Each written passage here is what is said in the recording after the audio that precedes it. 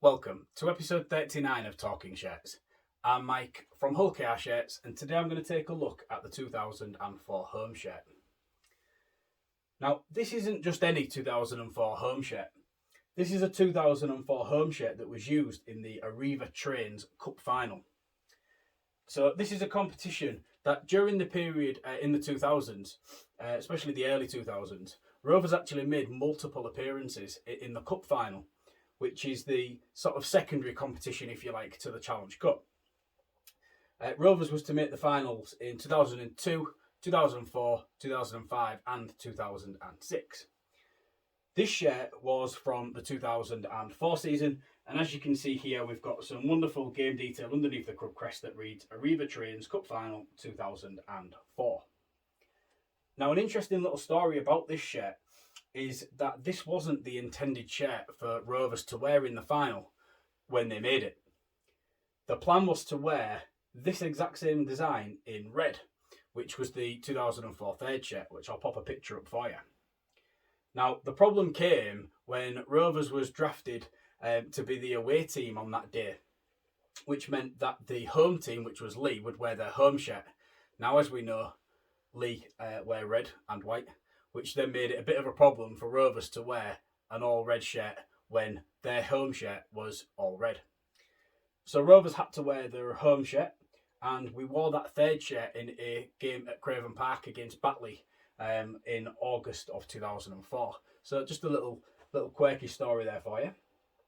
So onto the shirt, and as you can see, it's the majority of it is a white shirt, but we've kind of got this big chevron going on under here, with a couple of white lines going through that. If you'd watched episode 38, you'd have seen me cover Peter Fox's 2010 home shirt, and I did briefly mention this design because in 2010 it was recycled in a different way, and again in 2021 we've seen it recycled again in a different way. So it just kind of shows that we do have that little bit of tradition going on there. So the shirt was made by Cookery, and it was the only year that they produced shirts for Rovers. The SOS Office Supplies, the club crest, the scarness were all embroidered into the shirt, and the P&G engineering here was applied as an applique. Now, I'm going to hazard a guess here that the agreement with P&D was maybe secured a bit too late to have that embroidered into the shirt like everything else. So I get the feeling that everything may have been designed on the shirt and they were produced, and then these were probably added as a last minute addition. So we've got the Grandad style collar here with a one button placket, and it's quite heavy wearing. You know, it's very thick, it's quite a heavy cotton, even though it is quite soft to touch. So it does have a very retro feel about it when you think of what the modern day era is like for shirts, and the fact that they're polyester and they're sort of really light wearing and real stretchy. I know a lot of people who will argue that they don't have the quality in them that they did it back in this era. I must admit, I do like both eras, but I think if I'm going to wear a shirt, I want something to be a little bit more fitted and a little bit more loose and not so heavy to wear. But I still absolutely love shirts from this era. So we have a sponsor on this sleeve, which is Intellectual Print. That's also been embroidered in.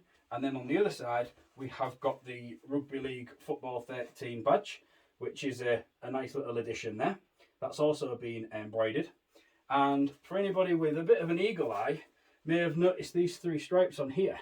Now, I understand that we've got a red, a blue and a red, but that looks very similar to another brand with three stripes, which I'm very surprised that they were able to get away with that without it being classed as a form of copyright, shall we say.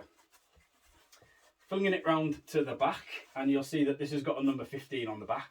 So this was worn in the fixture against Leigh that was speaking about. So it was played in Rochdale at Spotland, and Rovers unfortunately lost that game 42 points to 14. This shirt, as I say, it was worn off the bench by hooker Andy Ellis. He made 51 appearances for Rovers, scoring 18 tries across 4 seasons.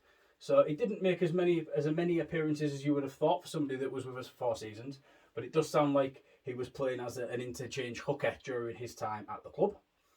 You'll notice here that we've got the Motor Depot sponsor on the back, and you know, It's very bright there. I really like the sort of the black and the orange.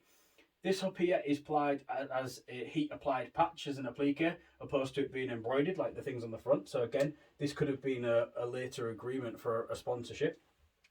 And we've also got the website down here at the bottom, hullkr.co.uk. So this will have been sort of before websites had really taken off, as we know nowadays. So getting that extra advertising out there about the website would have been good value for having that on the back of the shirt. And we'll also notice that we've got the brand as well up here, Cookery, that's embroidered into the top of the neckline there. So yeah, overall I think it's a really nice shirt, and for it to have been worn in a cup final, albeit a losing one, it's still very good to have in my collection. So that's everything for episode 39. Hope you've enjoyed watching this episode. If you wouldn't mind, if you don't already, if you would subscribe to my YouTube channel, you'll get notifications when my new videos are launched. And as well, if you'd like to check out any of my other shirt related content, head over to the website at hullkrshirts.co.uk or any of my social media platforms on Twitter, Facebook and Instagram. Thank you very much for watching this episode. See you again soon. Bye for now.